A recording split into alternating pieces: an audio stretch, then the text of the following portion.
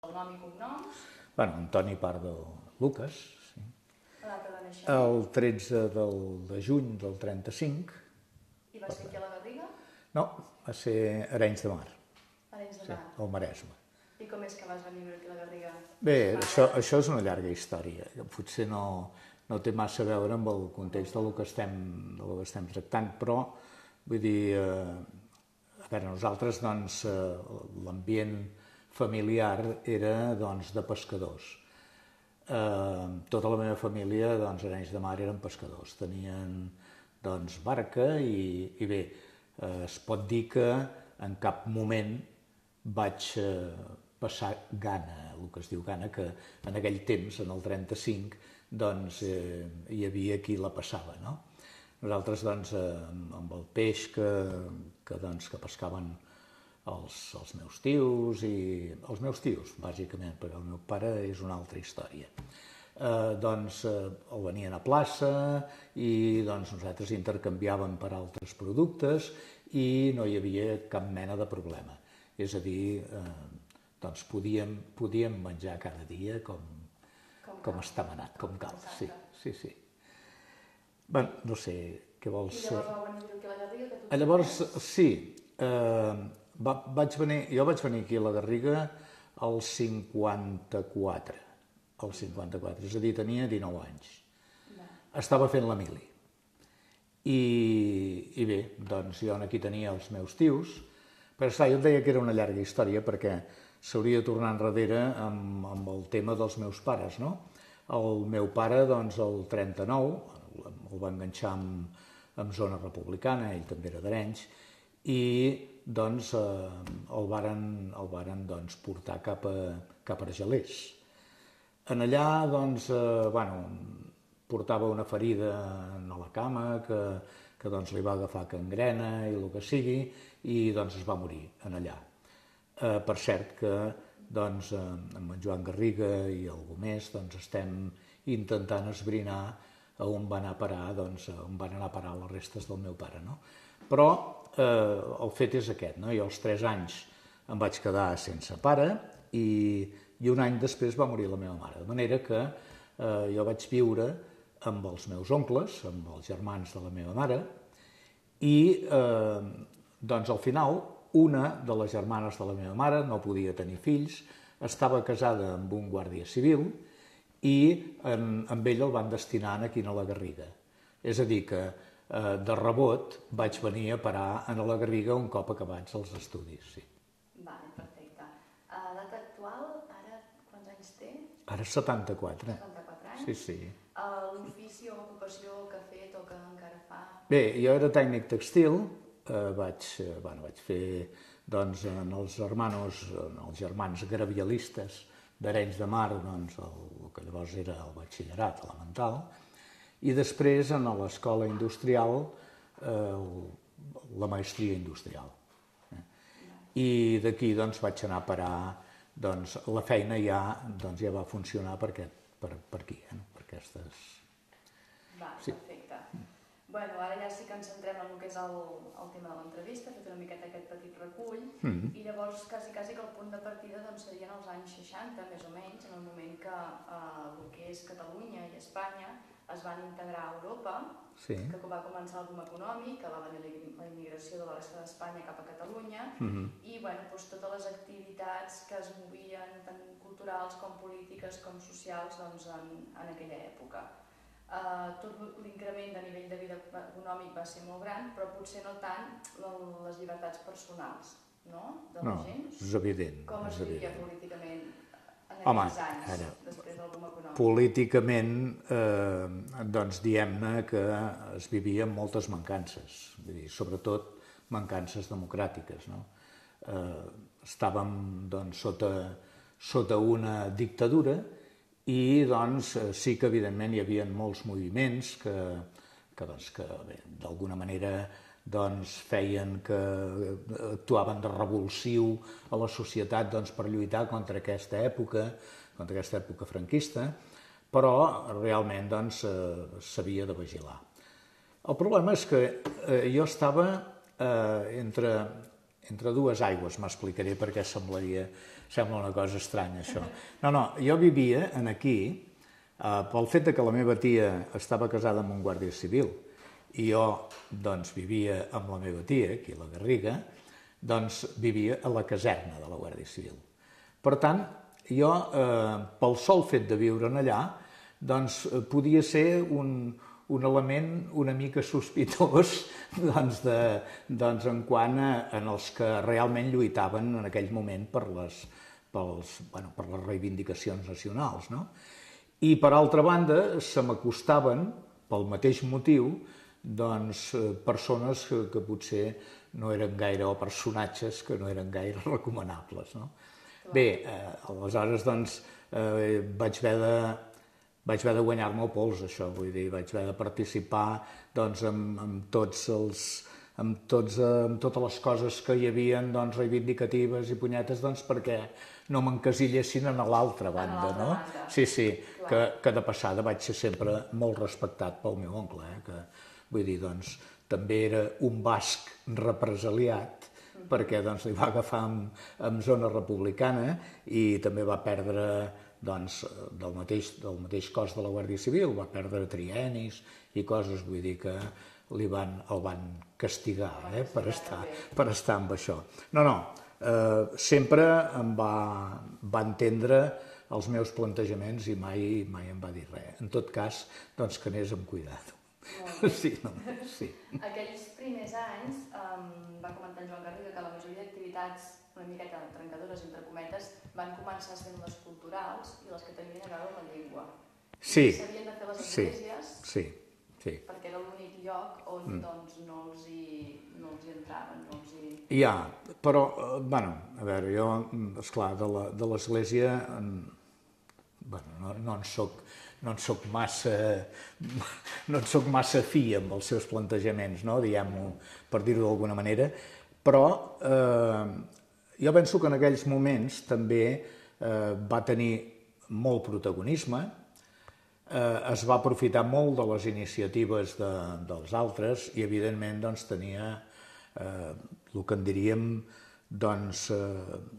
una jerarquia sobre les decisions, inclús polítiques, que es prenien en aquell moment.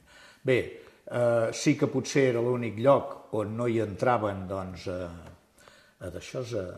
represaliar-te, però realment el que fèiem era classes de català en cases particulars, amb la Núria Albó, amb el Martí Sunyol, vull dir, amb gent d'aquesta, no? I així anàvem funcionant. A l'església poquet. Això pertany a una època molt anterior en la que t'havies de casar per l'església, t'havies de batejar, t'havies de fer tot el que en aquells moments et requeria, la societat. Sí, d'aquell moment. Sí que és cert que a l'església potser es podien llegir poemes, per exemple, i inclús hi havia la policia dintre. Això havia passat? Havia passat alguna vegada. Alguna de les activitats que es fes fora del que és missa o el tema de No, havia passat alguna vegada i en alguna ocasió inclús havien aturat el procés. Si els hi semblava que allò podia ser perillós o intoxicant, el paraven. Si era correcte, tot anava bé? No, llavors no passava res, però al tanto amb els autors, al tanto amb el que es deia, i inclús de vegades al tanto amb les actituds. Tornant a això de les classes de català, això ho va iniciar en Martí Sunyol, correcte, que feia classes a joves? Sí. Això va ser Martí Sunyol i Núria Albó, tanto monta tanto, és a dir que no sé quin dels dos va començar, però tots dos ho feien. I nosaltres, llavors, la nostra colla, que en aquell temps teníem 25, 23, 22 anys, aprofitàvem per anar a les classes de català que donaven. O bé Martí Sunyol, que en vaig fer unes quantes, o bé la Núria Albó, que vam acabar de rematar-ho. Sí. Perquè el català en aquell moment eren classes a casa, diguéssim? Sí, no es podia dir, havia de ser privat, això, no es podia dir massa, jo vaig a classes de català i escolta, i a mi en català perquè en moltes ocasions et senties allò de habla en cristiano, no? Segons com.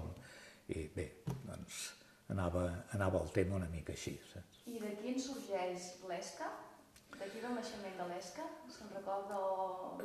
No la tinc gaire ubicada, present, l'ESCA. Vull dir, hi ha coses com, que era allò, el Pou Calent, que sí que evidentment va ser una indicció humorística, però que a més tocava temes del dia i que d'alguna manera podia ferir una miqueta les sensibilitats aquestes franquistes, però l'ESCA no hi vaig... Sí, no hi vaig participar. Així és com amb el Pou Calent, sí, perquè fèiem coses i tal, amb l'ESCA no. I amb el Jack? Tampoc. Tampoc. Tot això potser seria anterior i ja estaríem parlant d'una etapa posterior. Jo en aquell moment estava més liat amb coses del món una miqueta de l'espectacle, no? Vull dir, emissora, teatre, totes aquestes manifestacions. L'escola de música, que la vam muntar, vam començar-la entre molts, natació...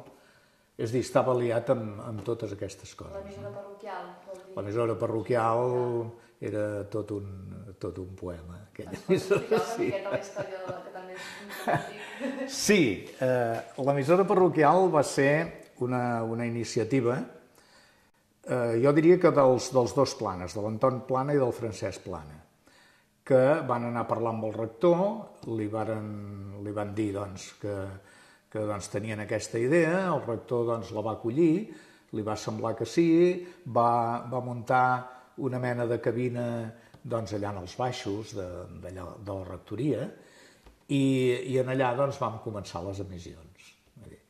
Ell, el rector, també hi participava molt. Això estem parlant dels anys... Estem parlant del 40-42, sí, por ahí, sí. El rector participava en un programa que en deia Pèrdues i Troballes i després amb el Rosari, naturalment, i coses ja de tipus eclesiàstic. Nosaltres fèiem altre tipus de programes, per exemple, radioteatre, poemes, coses d'aquest tipus cultural. Altres tipus d'activitats? Sí, altres tipus. Molt bé, perfecte. Què més? Potser de cara als anys 70, després d'aquestes primeres activitats culturals, l'emissora, l'ESCA, que no seria el cas, però a partir dels anys 70 tot es comença a polititzar molt més. No sé si hi ha un nivell en el que és la vessant social, hi hagi un impàs dels anys 70 en endavant, si es nota, si no es nota, en quin sentit ho van notar? Home, sí que es nota. Semblava que, tot i que es notava, no es notava exteriorment massa, perquè encara la cosa estava molt controlada.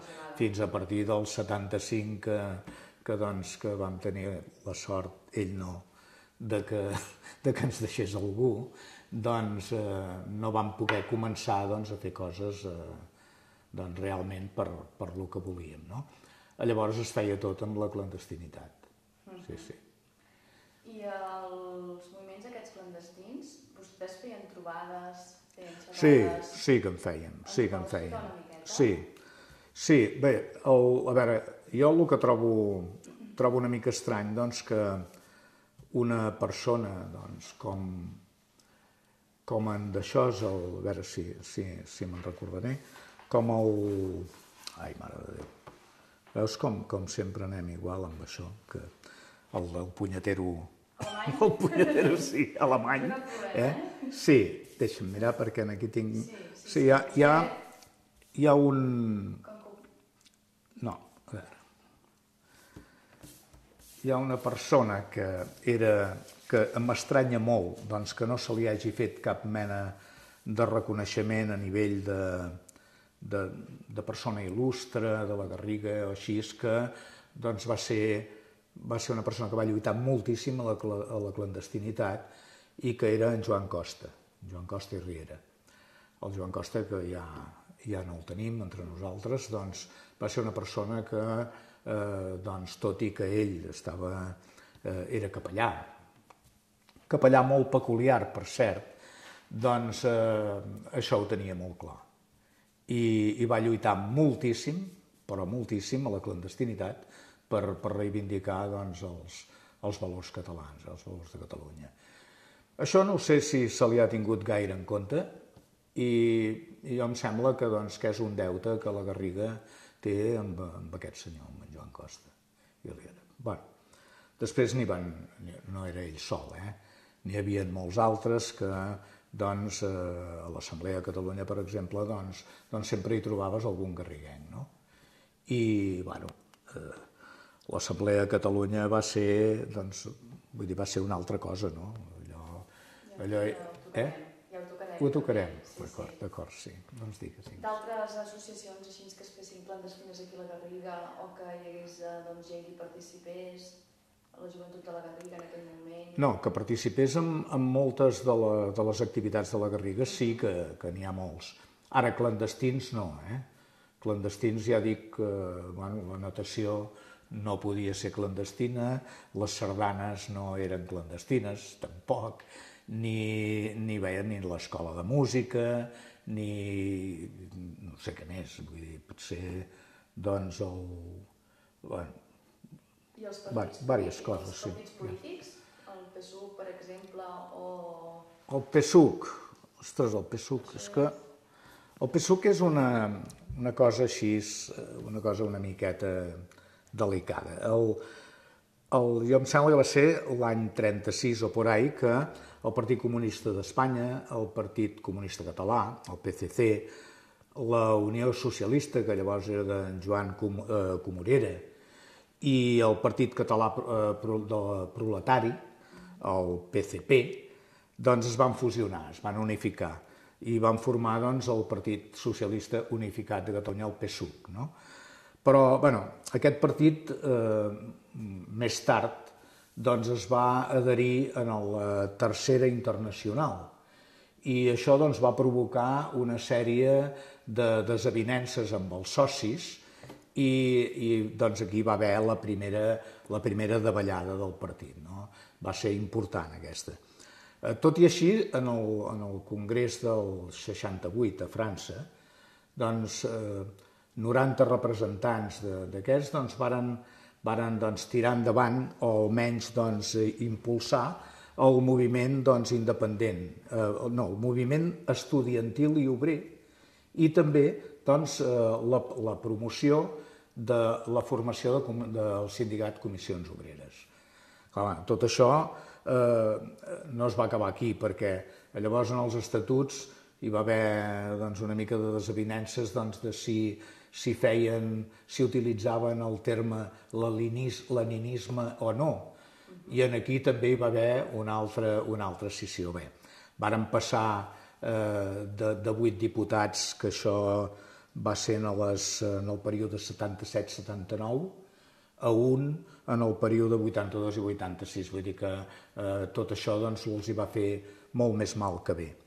De totes maneres, el que va quedar de tot allò és el que avui és Iniciativa per Catalunya i avui del tot Iniciativa Verds. A nivell del poble, les repercussions, perquè suposo que va per aquí la cosa, les repercussions d'aquest partit no van ser especialment, no sé, van ser purament testimonials pràcticament, perquè amb molt poca influència en el desenvolupament social del poble. Esclar,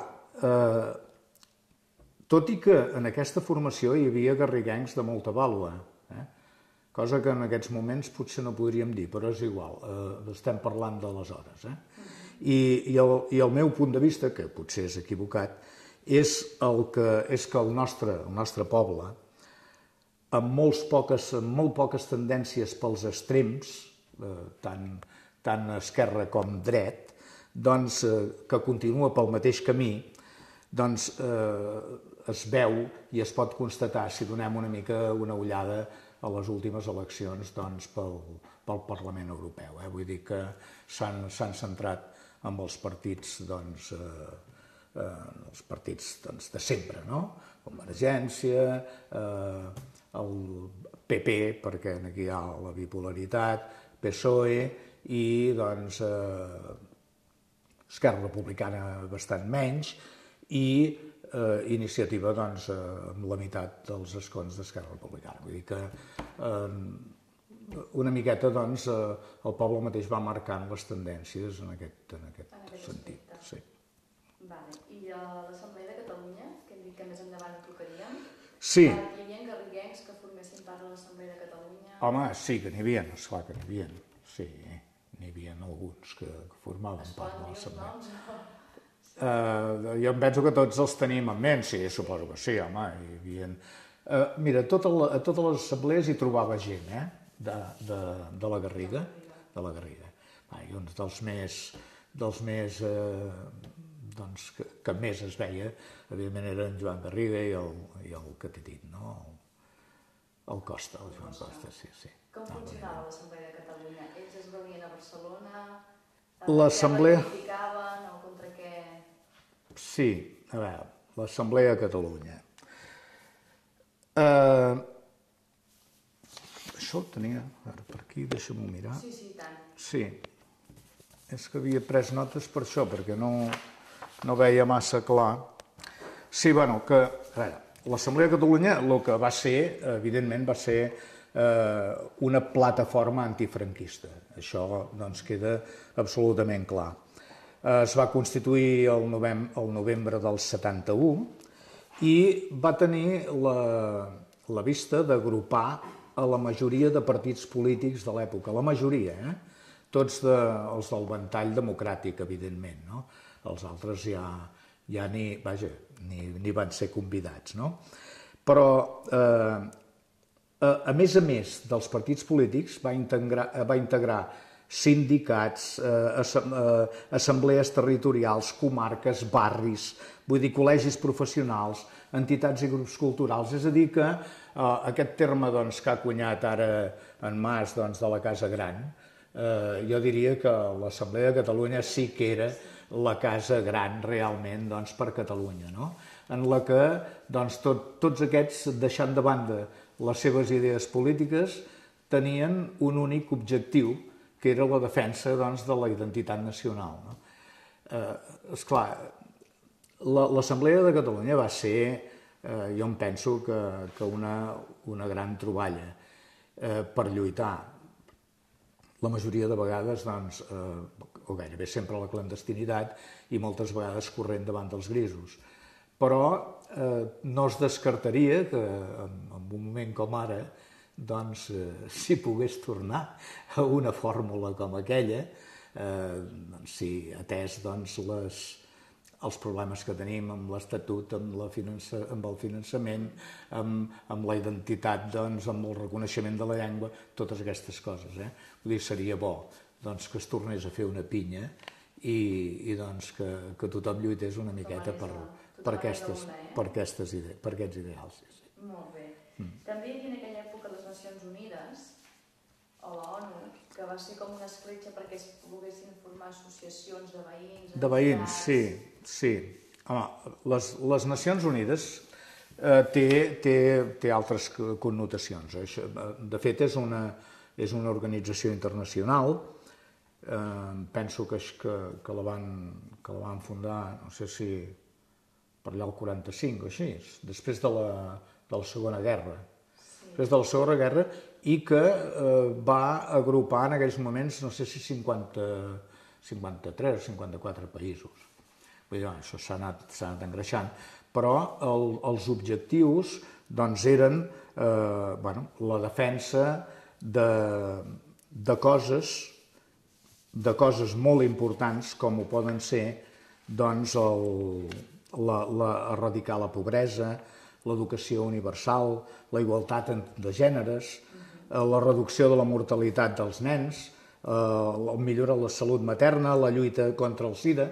Això són els objectius que tenen per aquest 2009, però és que va néixer doncs, amb uns altres objectius molt concrets que eren doncs, vetllar per la pau, per la seguretat, pel desenvolupament dels pobles, pels drets humans, pels afers humanitaris i, evidentment, pel dret internacional. Vull dir, esclar, això et dona, doncs, si desenvolupessis cada un d'aquests temes, doncs hi podries trobar doncs, multitud de coses en les que treballar-hi, no? I que a part d'això, doncs, s'hi pot treballar.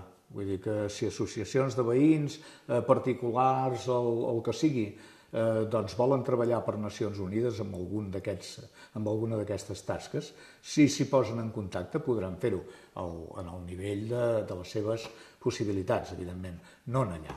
El que passa que en les eleccions també s'ha vist que tot això d'Europa ens queda massa lluny. Ens queda massa lluny i ens equivoquem. Ens equivoquem moltíssim, perquè a Europa es couen ja i es couran en un futur molt més totes les grans decisions que tindran els països.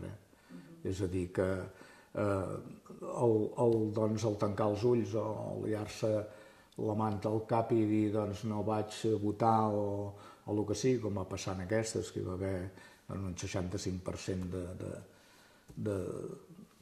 d'abstenció i tota la mandanga, doncs és tancar els ulls a una realitat que d'aquí 4 dies serà pràcticament l'única que ens podrem agafar. Sí, que ens podrem agafar. Les associacions de veïns de l'època, quines activitats feien? També lluitaven per el que és el caràcter nacional del país? No, les associacions de veïns en aquella època no hi havia, a veure com ho diries, que no tenien massa esperit de lluita per les coses aquestes. Lluitaven més pel seu barri, per les millores que podien fer allà. Bé, eren una miqueta tancadetes.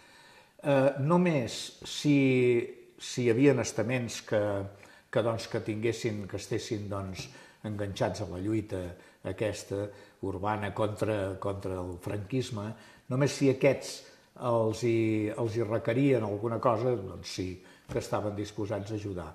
Però la seva tasca primària, diguem-ne, era lluitar perquè funcionés més bé el seu barri, les seves cases, tot plegat. Més centrat en el seu barri. Més centrat en el seu, sí. Bueno, aquesta és la visió que jo en tinc, Potser, hi haurà qui en tindrà una altra. I segur que també eren petits granets de sorra, que anaven a omplir tots els forats. Sí, jo el que dic és el que vaig veure i viure en aquells moments aquí a la Garriga. Em va semblar això. Que no va a missa, vull dir que pot ser una altra cosa, una opinió absolutament personal. Perfecte. Tornant a l'Assemblea de Catalunya, era un risc formar-hi part? Sí, evidentment. Sí, evidentment, esclar, sí. Era un risc, perquè no solament hi havies d'anar, sinó que n'havies de sortir. I sempre hi havia qui parlava més del compte, ja tenien les seves xarxes muntades d'informació i moltes vegades sabien a on i a quina hora i com. I quan sortien, a córrer. Sí. A la Garriga hi havia algun lloc que es reunissin gent que hi formés part? No que jo sapigués, no. La comarca, sí. I així el Pou Calent, que ens comentava abans al principi, que aquí sí que en formava part, ens pot explicar una miqueta la història, com va sorgir, què feien, o com ho intentaven fer, aquest sentit de l'humor que imposaven? Era un sentit de l'humor de vegades àcid, però que reflectia una miqueta, jo diria que força, doncs, l'actualitat del govern municipal i de la Garriga. I es feia amb humor. I la gent, alguns s'empipaven, alguns els hi molestava moltíssim, però hi havia moltíssima gent que s'ho agafava com el que realment era, no? Una forma de veure la vida amb humor, positiva i denunciant aquelles coses que podien millorar. El tema funcionava per aquí. Feien articles que parlaven del poble? Sí. Del poble i sobretot molt de la tasca dels regidors. De l'Ajuntament? Sí. Això és curiós perquè en alguna ocasió jo també els vaig haver de patir com a regidor del 79, del primer Ajuntament Democràtic. Sí que patir no, perquè hi havia molt bon rotllo i a més hi havia col·laborat i tota la mandada. És a dir que, però sí, molt divertits. Bueno, i ara una miqueta, ja centrant-nos en la seva persona, que va estar vinculat a la política, quan va entrar a l'Ajuntament? Ens pot explicar una miqueta la trajectòria? Sí.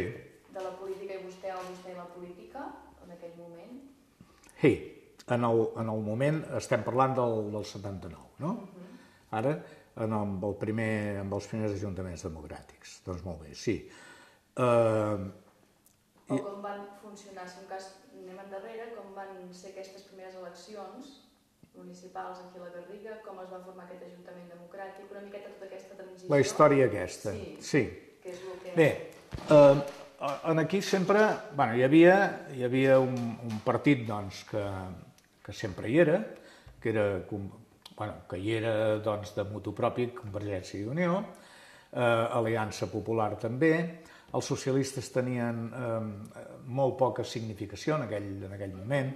És evident, sortint d'una època franquista, que el socialisme en tingués menys que partits com Convergència i Unió, que d'esquerranós no en té massa coses, no té tradició. Però les esquerres sí. I aleshores el que vam intentar fer, que per cert també hi va participar en Joan Garriga, com a tots els cacaus que armaven, va fer una llista d'independents que agrupés, independents d'esquerra, que agrupés a persones del Partit Socialista. Llavors n'hi havia un del Partit Comunista, el Moscart, que també és mort ja, ens ha deixat, i independents. I es va posar de cap de llista a la Núria Albó. Van fer una campanya explicant una miqueta el que volien fer i bé, van obtenir la confiança dels ciutadans. Van guanyar les eleccions. El Partit Socialista? No, era com se'n deia, la Unió d'Esquerres de la Garriga. Unió d'Esquerres de la Garriga. El Partit Socialista en aquell moment era un participant més en la coalició aquesta, però la majoria érem independents. N'hi van haver que després es varen afiliar al Partit Socialista i altres que hem romanyat tota la vida independents, perquè potser és una pega, però som incapaços de sotmetre'ns a una disciplina de partit. Això és una opció i en som alguns que hem triat aquesta, que volem caminar sols sense que ningú ens digui quan hem de dir que sí o quan hem de dir que no. Bé, el tema està aquí. Vam guanyar les eleccions, vam governar en minoria, Aliança Popular en va treure 3, llavors no eren 17, evidentment, perquè hi havia 5.000 i escaig d'habitants a la Garriga, i érem, ara em facis dir si érem 11 o 13, vam ser...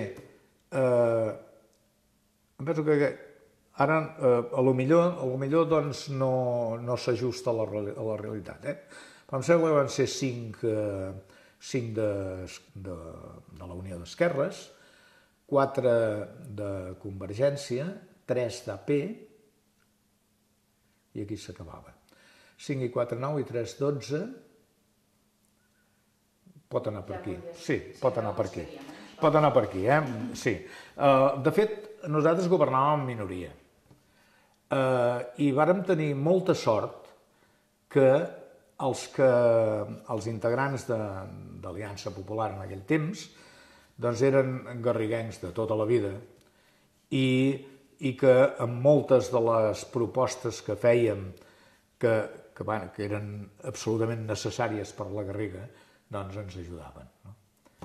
I vàrem anar traient totes les coses, tots els punts.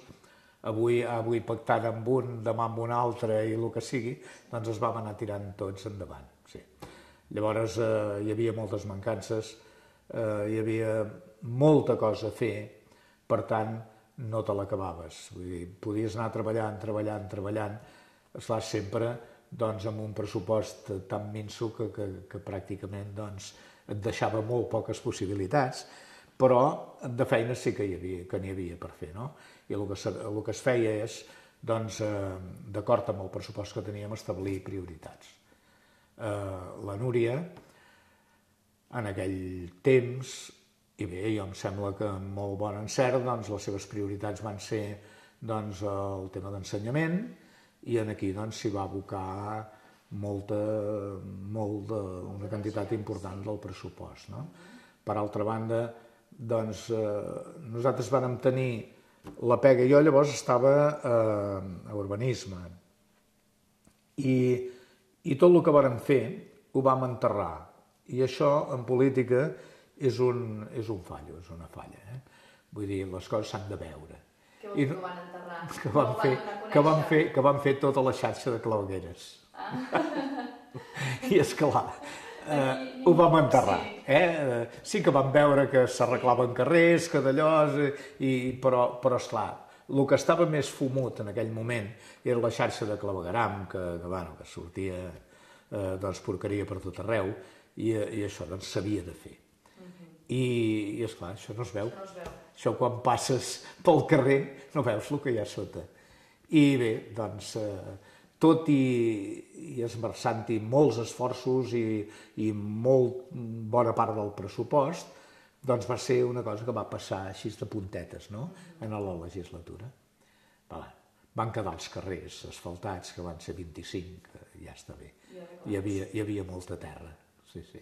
Es va notar la transició en aquest primer Ajuntament democràtic? Hi van haver una mica de rinyes, hi va haver una mica al començament? O les eleccions ja van...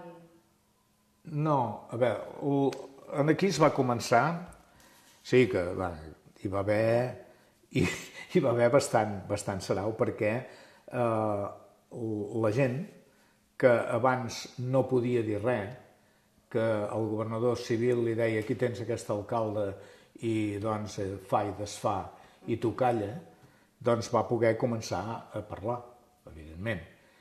I els partits polítics, cosa que ja tocava, que sí, també van començar a jugar a fer política. I, esclar, jugar a fer política és complicat, no? Perquè de vegades no es tracta, la política no tracta d'ajudar a fer millor el terreny que arbitges, sinó com ho pot fer perquè el que està en el poder vull dir, segar-li una mica l'herba sota els peus. Va començar a jugar així. I llavors es van dir coses que no eren certes i que l'únic objecte que tenien era desprestigiar en els que estaven al poder. Però això és una pràctica comuna i es continua fent, per tant, vull dir, no ens hem d'estranyar, però van ser, sí, es va començar el joc aquest. Com es va viure la mort de Franco als 75? Com ho van... Doncs així. Ens va fer molta gràcia. Sí. No, la mort de Franco era una cosa que tothom esperava. El anaven aguantant allà de la manera que podien, l'equip mèdic habitual, i bé, doncs, es va aguantar fins que ja no hi va haver manera de mantenir un alè de vida en aquell cos, no? Aleshores van voler deixar-ho tot molt lligadet. Déu-n'hi-do el que ho van fer, però amb aquest tema el Suárez va fer una gran tasca. Vull dir, amb això va ser un president que va saber el que volia, això que venia de Falange, però va saber el que volia i ho va fer, i ho va portar. Amb moltes crítiques, perquè això d'integrar el Partit Comunista, doncs, o sigui, de legalitzar-lo i tot plegat, doncs, clar, els de sempre li van tenir bastant, va rebre moltes crítiques. Però bé, el tema va estar aquí i se'n va sortir bé, va fer una transició, doncs, sense masses traumes, i bé, doncs, Franco es va acabar. Aquí a la Garriga, les primeres eleccions, recordes si va anar a votar molta gent? Sí que n'hi va anar molta. Perquè hi va haver molts anys que no, n'hi va anar molta. És que els primers anys potser la gent en tenia ganes de dipositar la papereta i dir, escolta, és que jo vull això. No li havien deixat dir mai. Doncs, punyeta, quan va poder-ho fer, doncs, hi va participar molta gent, no? Hi va participar molta gent. D'altres no els hi venia, doncs, estrany. Vull dir, per exemple, doncs, tot el que era immigració no es va mobilitzar tant per anar a votar, perquè, doncs, el seu problema no queia aquí, doncs, venia d'un altre lloc, no? Però no, la participació va ser forta, va ser notable, sí. Hi havia ambient de por pel que pogués passar un cop va morir? No, l'ambient de por d'alguna manera, doncs, va saltar amb el cop d'estat, vull dir, el tejerazo, no? Sí. Perquè vam pensar, coi, hem passat d'una pila d'anys de foscor a un temps en el que s'albira una llumeneta, doncs, que no sabem on ens portarà, i cony, una altra vegada. Bueno, allò, doncs, va ser una patada moral molt forta. Va ser més susto, potser, el cop d'estat, sí. No, sí. La por aquella de què podria passar, Sí. No, perquè ja dic que es va portar bé el tema de la transició. Llavors, doncs, el que estava lligat i ben lligat, doncs, va resultar que no ho era tant, i per aquesta banda, doncs, mira, vam poder anar, doncs, sortint-se'n. Molt bé, no sé si hi ha alguna altra cosa que... Vostè va formar part del Partit Socialista de Catalunya més endavant? No. No. Com a militant mai. No he militat mai en cap partit polític, ja ho he dit abans. Sempre, continuo sent independent. Encara que m'han penjat molts sambanets, vull dir, perquè si d'allò, si tens, doncs, si ajudes amb una cosa perquè t'ho demanen i creus en la idea i et diuen, per què no ens ajudes en aquestes eleccions? Nosaltres tenim aquest pensament i penses, coi, aquest programa està bé. Vull dir, a més, et deixem participar perquè col·laboris amb la confecció del programa. Doncs, punyeta, tu fas una mica teu, no? I ajudes. Però ajudes perquè creus en el programa.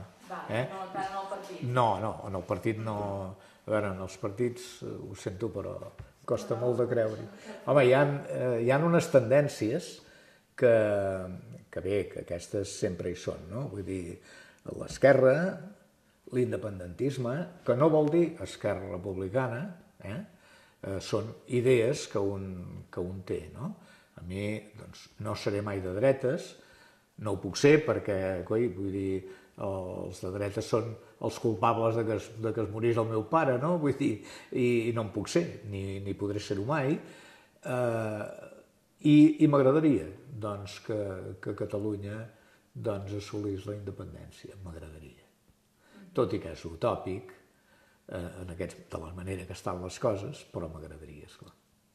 En aquella època de la transició cap a la democràcia, què va guanyar Catalunya en aquell moment? Així com a valoració personal, potser més ja? De la transició a la democràcia. Bueno, de la Generalitat, tot això, però... Bàsicament el que va guanyar va ser llibertats. Esclar, tenir un govern propi, uns estatuts que van venir una mica després i que bé, doncs, són quasi iguals que els que estan a punt de retallar i deixar amb no res. Vull dir que amb això no hi hem guanyat gaire, amb el tema aquest. Molt bé. Amb el tema dels estatuts, evidentment. No sé si hi ha alguna altra cosa que vulgui afegir a nivell de valoració personal d'aquest context polític i social que van viure, o alguna cosa que portés preparada, a part de les coses que han anat sortint? No, a veure, penso que el que hem parlat és una miqueta el que hi va haver sota el meu punt de vista, no? Sempre és subjectiu, això. I no, com a afegir, doncs res, a mi el que m'agradaria és que, si és que es pot afegir alguna cosa, és que la gent, i sobretot els nostres polítics, es deixin de punyetes, de guerres internes i que comencin a pensar en el poble, en la Garriga, que és el que ens convé a tots. Vostè ha tingut formació política de jove? No, formació política... Formació política no, No. El seu ofici era de teixir... Tècnic industrial, sí. Tècnic industrial. Sí. Per què es va decantar? Per què va entrar a l'Ajuntament?